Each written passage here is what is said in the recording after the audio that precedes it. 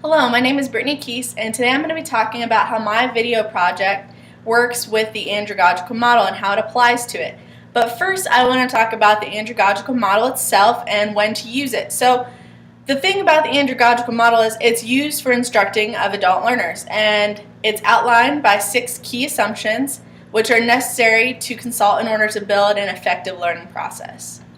Andragogy obviously works best when it's used in conjunction with the uniqueness of your learners and for the situation that it's intended. So if time allows, it's great to talk to those learners that are going to be in your class and figure out what assumptions and what properties are going to best apply to them.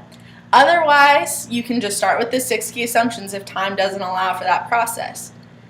For my current video, it was imperative for me to think about the viewers and keep them in mind when creating the video, because I'm typically going to be talking to instructors that are seeking more to improve their instruction and to gain knowledge and develop instructional methods. Well, to begin, the first 6 key assumptions are the need to know, self-concept, prior experience, readiness to learn, orientation to learning, and finally motivation to learn. And I'm going to be outlining those and showing you how I applied them to my final video. So let's begin. The first key assumption is the need to know. For an adult, it's adapted to the interests and needs brought on by a situation.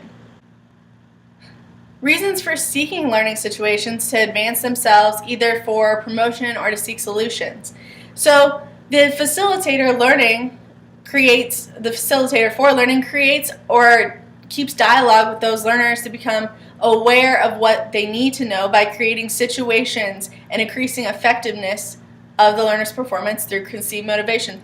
So the facilitator really helps those learners bridge the gap between what they know and what they need to know, and it helps them identify what that gap is.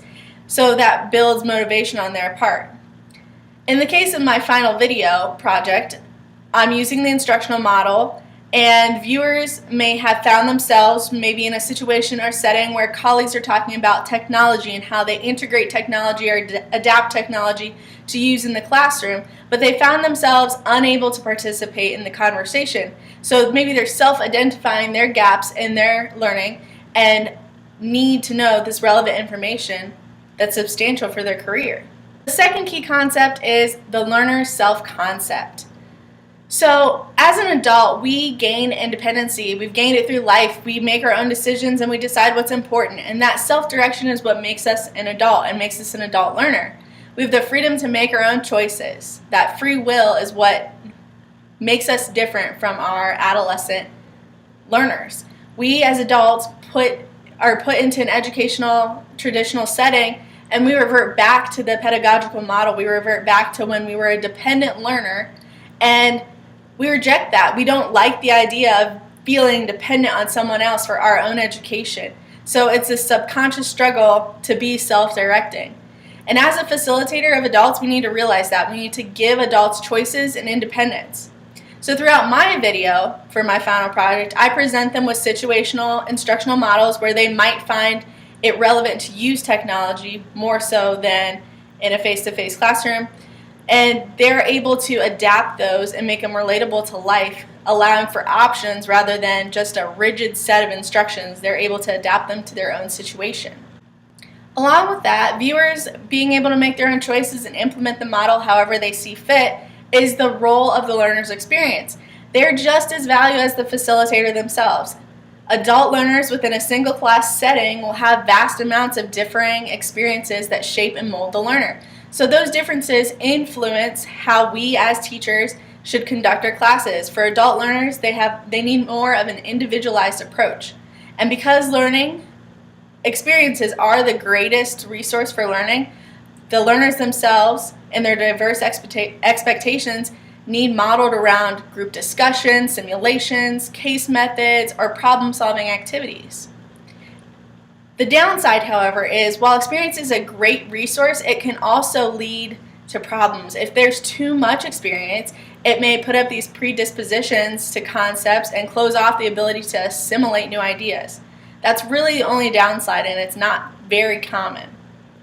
For my final video project, I allow the audience to make their own opinions and own assumptions and assessments based on their own learning and needs of experience.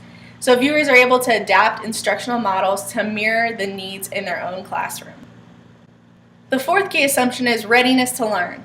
It's based on the individual participating. Adults are truly ready to learn only once they see a need to be more effective to cope with life situations. When a learning opportunity interests them, they'll take advantage of it. In my final video project, it really appeals to the needs of professionals that may want to try new instructional strategies or techniques, either to help gain student interest or involvement, or combat time and scheduling and help with those situations, come up with solutions. Or maybe they're interested in knowing the differences in these new instructional techniques. The fifth key assumption is the orientation to learning. Real-life application is something that is relevant and keeps coming up through all of the key assumptions.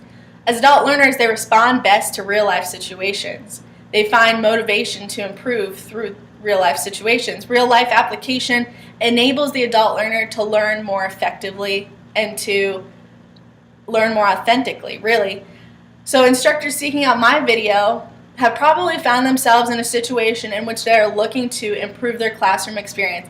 These instructors may be in districts that are now implementing a one-to-one initiative and have not yet been instructed on these methods by which they can use technology in the classroom. And so I can help them come up with ways in which they could use it, or opportunities or situations in which technology could be used. Motivation is the sixth key assumption. It's the final one, and it can be either intrinsic or extrinsic when dealing with adult learners. Intrinsically, they can be motivated, they can be self-motivated or propelled by the desire to improve their way of life, increase job satisfaction, or general self-esteem. Adults can also be motivated extrinsically, which maybe they're promoted by desired promotions or salary increases, for example. But motivation for watching my video may be to become more knowledgeable or on the subject matter of technology for job purposes, or to improve the way their classroom is conducted, or maybe just increasing job satisfaction overall. They may want to know more about how to use technology within the classroom. So throughout the creation of my instructional video, it was imperative to keep viewers in mind. The viewers for my videos, like I said, would typically be instructors seeking to improve their classroom instruction, maybe to gain knowledge or developing those instructional methods that they already have. So those instructors are ready. They sought out the instructional videos based on their need to know and acquire new knowledge to improve their job situation. The instructor is able to apply the prior experiences that they had and current situation to possible new models. And those instructors are seeking out opportunities to self-direct, which proves for definite motivation. So overall, in summation, my video can help any kind of instructor, whether it's someone that's new to education or find themselves in a changing world that technology presents. And we need to adapt with the learners. We need to adapt with our educational settings. So I hope this video would be helpful, and I hope this video is helpful for you knowing what my final project is about.